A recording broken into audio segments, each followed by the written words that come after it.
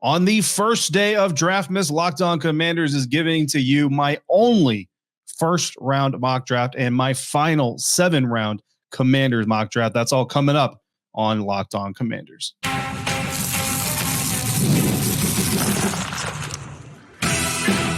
You are Locked On Commanders, your daily podcast on the Washington Commanders.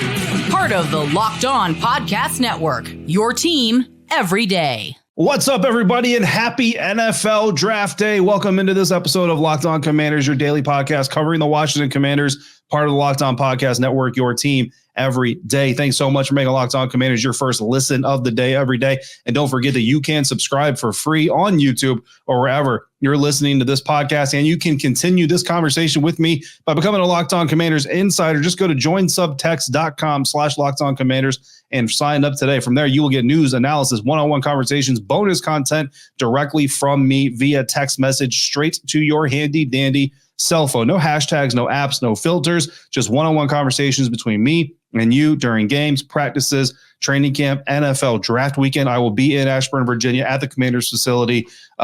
Pretty crowded media room, I expect there will be as we get ready to deal with this NFL draft fallout. Again, join subtext.com/LockedOnCommanders to join that ever-growing group as you wish. I'm David Harrison, credential member of the media covering the Washington Commanders for CommanderGameDay.com, a part of Sports Illustrated's FanNation. Here with you every Monday through Friday, along with our everydayers. And as always, everydayers, I appreciate your continued support for the show. Today's episode is brought to you by Monopoly Go. I admit it, I have a competitive side, and that side of me is a big fan of Monopoly Go. It's a mobile hit twist on classic Monopoly. Join your friends and download Monopoly Go now for free on the App Store or Google Play. On today's episode, I am going to drop to you, with you, my final 7-round Washington Commanders mock draft of the year. And I will tell you, this is the closest thing as I will ever get to telling you. I think this is how I'm predicting this thing will go. And of course, I'm going to be completely right. I'm going to get all these picks perfect. So stick around. I'm going to tell you exactly what's going to happen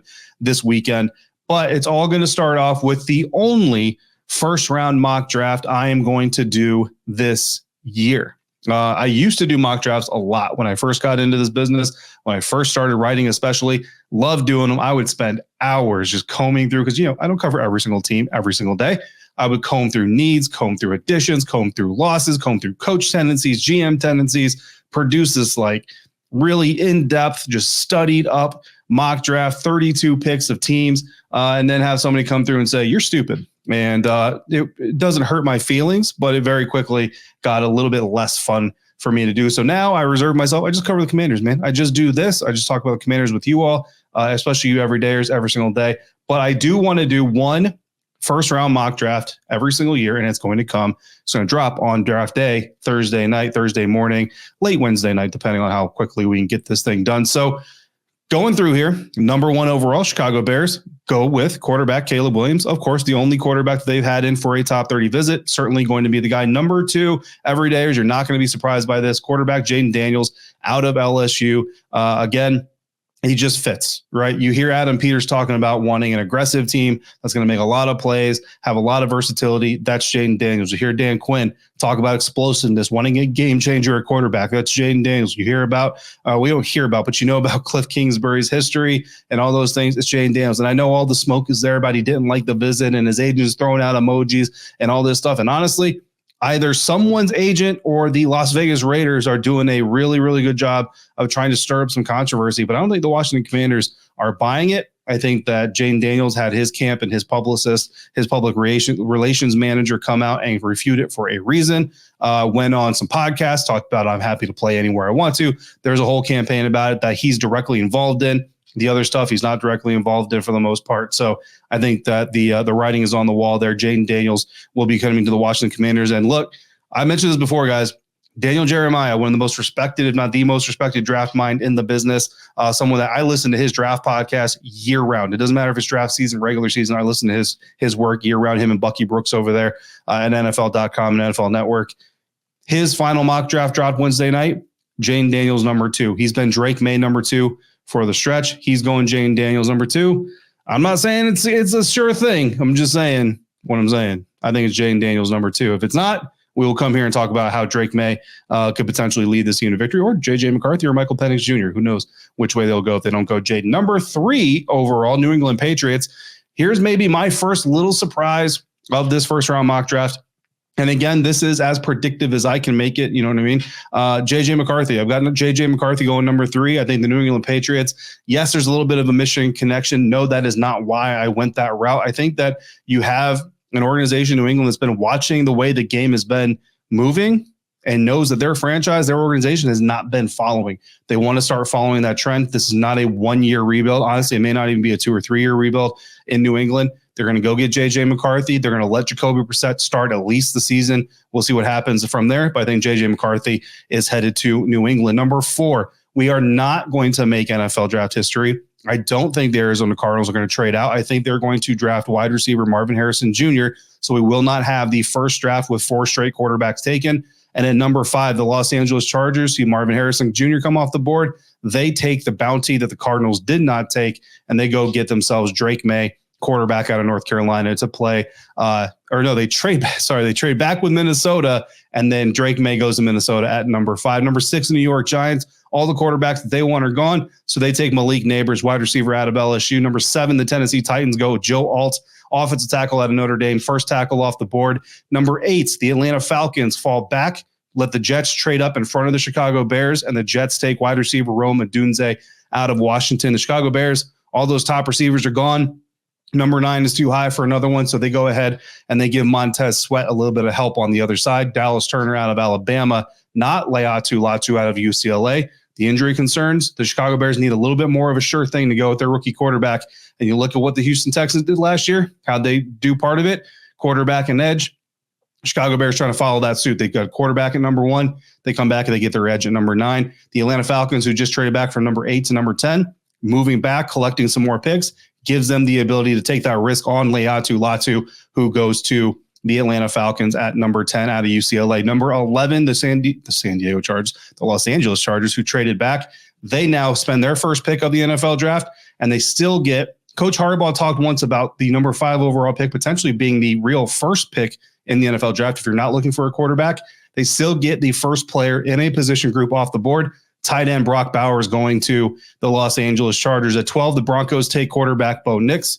Sorry, Bo, but it's probably going to happen. Number 13, the Raiders don't get Jaden Daniels, but they still get a quarterback, Michael Penix Jr., going to Las Vegas. Number 14, the New Orleans Saints are tickled to death to get Olu Fashanu out of Penn State. And this is where I think the first run on tackles is going to go. I think the Bengals make a move. They trade up with the Colts. They get Talisi Fuaga out of Oregon State. The Steelers then move up with the Seattle Seahawks, who have a history of trading back in the first round to get J.C. Latham, tackle out of Alabama. Just like that, 4 tackles in the first 16 picks are gone. Number 17, the Jags take Troy Fatanu out of Washington to be a future guard in their team. The Colts, who traded back to 18, get cornerback Quinyon Mitchell out of Toledo. At number 19, the Los Angeles Rams waste no time trying to replace Aaron Donald, the Hall of Famer. They're not going to do it right away, but Byron Murphy, the second out of Texas, is the 19th overall pick. The Seattle Seahawks fell back from their pick to 20 with the Pittsburgh Steelers, and they get Jared Verse, edge rusher out of Florida State. The Miami Dolphins have a hole in the middle of their defensive line. They're going to fill that with Jazon Newton, defensive lineman out of Illinois. The Eagles, number 22, are getting Terrion Arnold, cornerback out of Alabama. The Chargers' second pick of the first round, they go LSU wide receiver Brian Thomas Jr. to help out Justin Herbert. So they got Brock Bowers and they got Brian Thomas Jr. Pretty good duo to add to Justin Herbert. Their Dallas Cowboys are going to break all the Commanders fans' hearts at 24, and they're going to take tackle Amarius Mims right before the Washington Commanders trade up into the first round, pick number 25, and they get Tyler Guyton out of Oklahoma. The Buccaneers get Graham Barton, interior offensive lineman out of Duke. The Arizona Cardinals, by way of the Houston Texans, get center Jackson Power Johnson to help out Kyler Murray, along with his new receiver, Marvin Harrison Jr. The Buffalo Bills go wide receiver Adonai Mitchell out of Texas. Detroit Lions get cornerback Nate Wiggins out of Clemson at 29.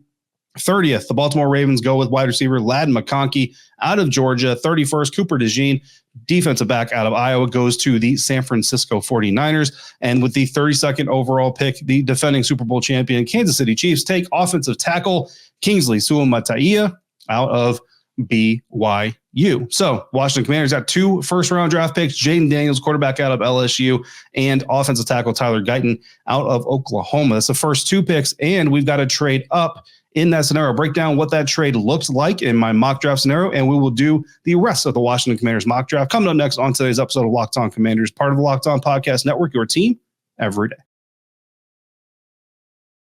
And today's episode is brought to you by Monopoly Go. We have all been there, either as a player or a fan. It's halftime. The scoreboard is not looking very good. In fact, it might be looking pretty terrible. You're feeling low. You're not sure how you or your team are going to pull out a win. And that's when you dig deep, you lift your head up and you say to yourself, it's time to go get back in the game, pull off some bank heists, and take as much of my friend's money as I possibly can. That is what you say, because that's the way the smash hit mobile game Monopoly Go lets you compete with your friends to get the most riches and build the biggest empire. It's the Monopoly you love, but on your phone anytime with tons of new twists, including leaderboards to compare your progress with your buddies. There's so much that you can do, like playing on countless dynamic Monopoly boards, make your friends bankrupt by smashing their landmarks with a wrecking ball, charge other players rent for your iconic properties, and you can even work with your friends to crack open community chests and in tournaments to get extra rewards and climb the leaderboards. So get back out there, put on your game face, and download Monopoly Go now for free on the App Store or at Google Play. Today's episode is also brought to you by FanDuel. It's playoff time in the NBA and the NHL. Baseball is in full swing, and FanDuel is your place to bet on every single game. Right now, new customers, you get $150 in bonus bets guaranteed. That's $150 win or lose. So even if Jamal Murray breaks your Los Angeles Lakers loving heart, if that was your first bet with FanDuel, you still got $150 in bonus bets. You can bet on everything from slap shots to home runs to slam dunks, all on an app that is safe, secure, and easy to use. In the Eastern Conference playoffs, the Knicks, Pacers, Cavs, and Celtics are all favored to win their opening round matchups. The Pacers a little bit more after taking one game against the Milwaukee Bucks on the road. The Boston Celtics expected to roll through the Miami Heat. In the NHL, the Washington Capitals are underdogs against the New York Rangers in the first round of the Stanley Cup playoffs. So what are you waiting for? Visit FanDuel.com/lockedon. Make your first bet an automatic win. FanDuel, America's #1 sportsbook. Thanks again for making Locked On Commanders your first listen or your first view today and every day. Everydayers, come back for our next episode. We will be talking about the #2 overall pick, the first pick in this year's NFL draft for the Washington Commanders.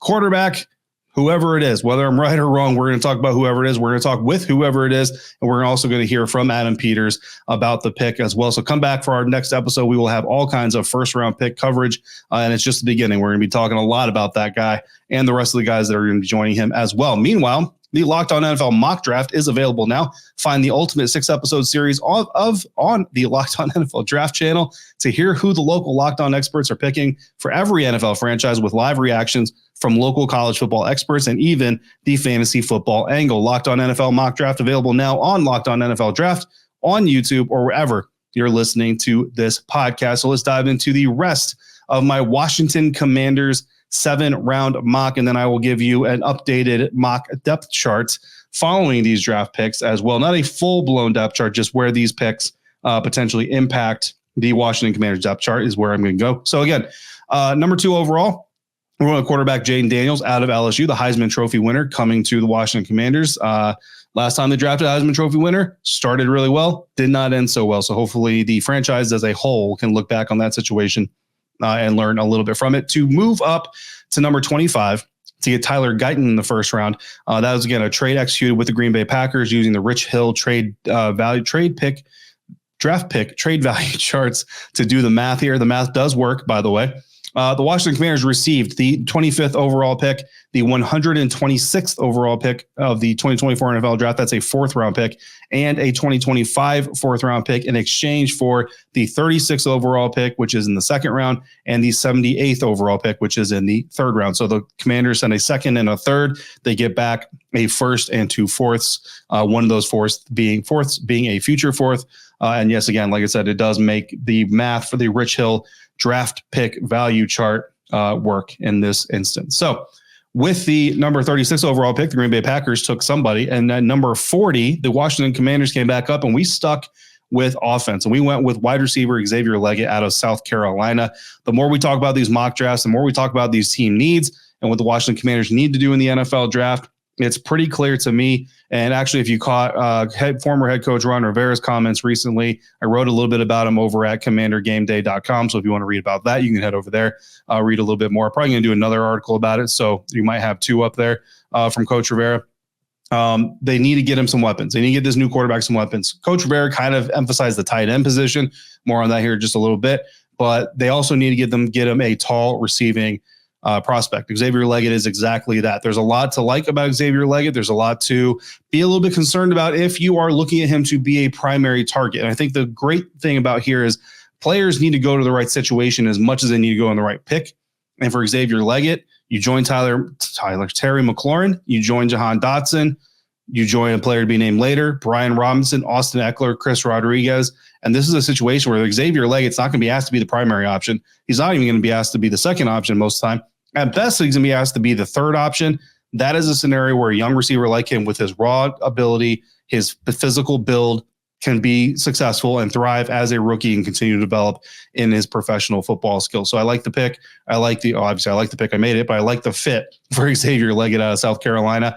Next coming up, we are going to trade back from number 67 overall. We're not going to make that pick. We're going to give that pick to the Cleveland Browns. So in return, we're going to get the 85th overall pick in this year's draft, and we're going to get a third round pick in 2025. Again, those trade pick exchanges do match the Rich Hill model point scale for draft pick values in trades and so on. So we're not picking the 67. Our next pick comes at number 85, and we're taking offensive tackle Patrick Paul out of Houston. So our first four picks are all offense: quarterback, a tackle, a wide receiver, and another tackle, because I just think it's that serious. If you're going to take Jaden Daniels and you're going to put a team around him, you need to do it really well. So Patrick Paul, a pure left tackle out of Houston, brother of Chris Paul, guard for the Washington Commanders. That's a plus. That's not the reason I drafted him. That's just a perk. Very, very well a chance that he does not last this long. We do have to acknowledge that there's been multiple mock drafts where Patrick Paul goes in the second round, sometimes even in the top portion of the second round. But I've also seen some where he falls like day 3. So his window of where he's going to go from media experts that cover the entire draft class and the entire scenario, certainly a little bit all over the place. So I felt comfortable taking him here at pick number 85. Again, he could still be there. He may go a little bit earlier, but if he's there, certainly a player that the Washington Commanders need to look at taking. And look, I'm going offense with the first 5 picks of this NFL draft. The Washington Commanders did a lot of defensive work in free agency. I think you're going to do a lot of offensive work in the NFL draft. I'm taking tight end Cade Stover out of Ohio State. And to be quite honest with you, there's a number of tight ends that could be available here, number 100. I'm pretty much good with like any of them. Ben Sinnott out of Kansas State is another one that comes to mind. If any of those guys are available, I'm pretty good with really any of those guys. But here we take Cade Stover out of Ohio State. Coming back for day 3, 4th round with that 126th pick that we got from the Green Bay Packers in our trade up into the first round. We go with Colorado State edge Mo Kamara. Good power guy. He's going to start off probably behind Cleveland Farrell and be able to develop into a future penetrator and disruptor on the edge, hopefully, for the Washington Commanders. 5th round, we're going safety. We're taking Joshua Proctor out of Ohio State with the 139th overall pick.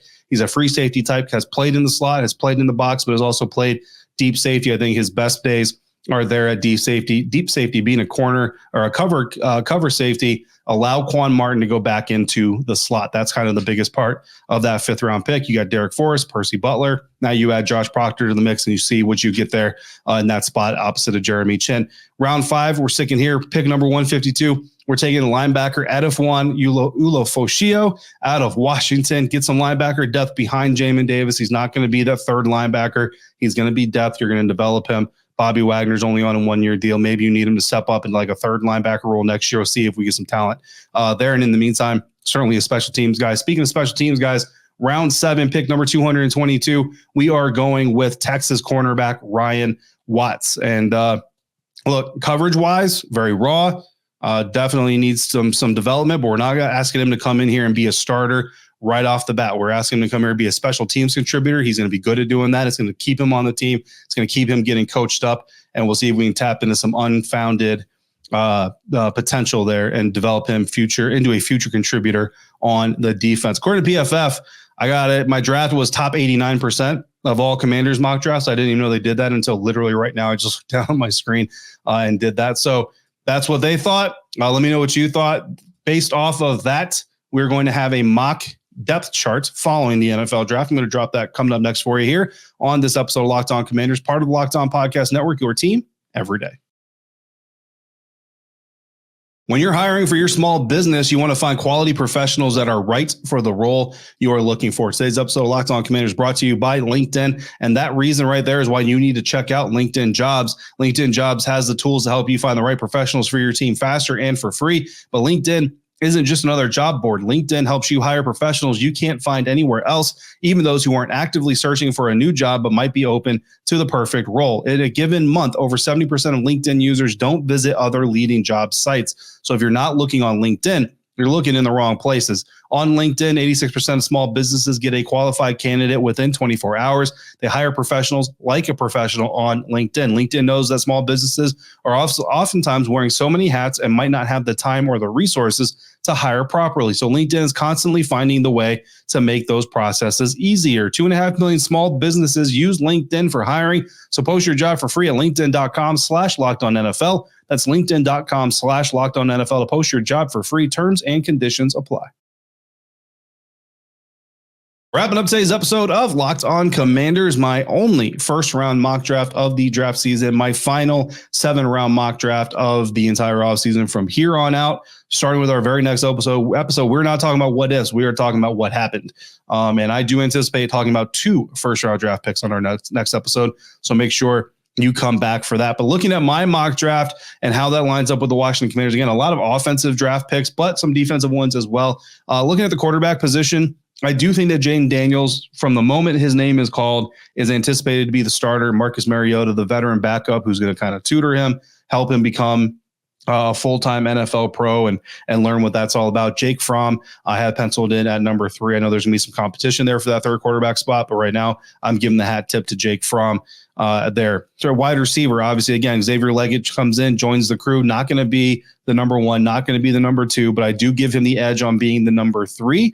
Now, again, formations are going to depend. Like, I'm not going to say that, Terry McLaurin, Jahan Dotson, and Xavier Leggett are going to be on the field at all times with each other. There's certainly going to be times where, 2 of those 3 are on the field and maybe somebody else is on the field, but you get the gist, right? Terry McLaurin, Jahan Dotson, and Xavier Leggett is the third guy in that pecking order. Tight end room. This is where things get a little bit interesting. Cade Stover taking a number 100. And again, there's a good amount of tight ends that might be available there. Number 100, I would be good with really a number of them. But Zach Ertz, I think, comes in as your favorite to be the starter. I think John Bates is your number 2.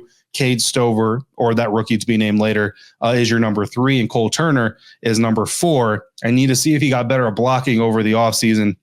That's really been the big part about Cole Turner that has held him back. So we need to see if that got any better. Offensive line. It's interesting because your starting left tackle in my speculation will be Patrick Paul out of Houston, who was drafted after Guyton, who I actually think will be in a competition to be the starting right tackle with Andrew Wiley and may not actually win that job. So it's interesting because the higher picked tackle might actually end up not being a starter, whereas the lower picked tackle could end up being a starter. But the purpose here, again, get those young tackles in, start developing them for your future. And I think Guyton, even if he doesn't start right away, is the right tackle of your future coming in to this situation. Nick Allegretti at left guard, Sam Cosmi at right guard, Tyler Biadasz at center. On the edges, I think Dorrance Armstrong obviously is a starter. Cleveland Farrell is a starter. Behind Dorrance Armstrong, I put Dante Fowler and KJ Henry. Behind Cleveland Farrell, I put Mo Camara, our draft pick out of Colorado State, and then I put Andre Jones Jr. behind him. At safety, Josh Proctor, again, he's just going to join that depth. He's not going to be the starter, probably going to be behind, Percy Butler as well, but it allows the Washington Commanders to seriously look at putting Quan Martin at nickel full-time, which is where he needs to go. Linebacker, Edefwan Ulo-Foshio, holy crud. He's depth. You know what I mean? He might be a practice squad guy. Maybe he makes the roster if he impresses on special teams, stuff like that. But the idea is bring him in, develop him as best you can along the way. And then cornerback / special teams player Ryan Watts, basically look at him as your next Jeremy Reeves potentially. So that is our first and only first-round mock draft of the year, our final 7-round mock draft for the Washington Commanders of the year, and a little bit of a projected depth chart based on those draft picks. I will be coming to you from Ashburn, Virginia, the next time we speak, and we will have a new quarterback. And if I'm right, we will have 2 first-round draft picks to discuss. In the meantime, if you've got questions or comments, throw them down in the YouTube comment section or text me directly by becoming a Locked On Commanders Insider. Join subtext.com/LockedOnCommanders. Don't forget to also check out Locked On Sports Today, the first ever 24/7 live streaming sports channel on YouTube. As always, thank you for making Locked On Commanders your first listen of the day, every dayers. Thanks for coming through like you do. Until we speak again, if you're on about, please be safe, be kind, Enjoy your NFL draft parties, and I will see you next time for another episode of Locked On Commanders, part of the Locked On Podcast Network, your team every day.